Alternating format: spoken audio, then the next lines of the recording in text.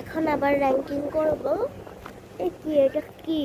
এটা মনে হয় চাইনিজ চিকেন হবে না শুকরের মাংস। 4D। ও ফ্রেঞ্চ, এটা 2। এটা কি Greek? 7D। Wow, Indian, Italian, Japanese চিংড়ি। তাই, ওয়াও, কোরিয়ান। এটা দেখে লুক লাগতেছে। এইট। আরে, এই দিলাম কেন হয়েছে? Wow, Mexican. স্প্যানিশ, এটা তো খিচুড়ি না? আচ্ছা, 9D।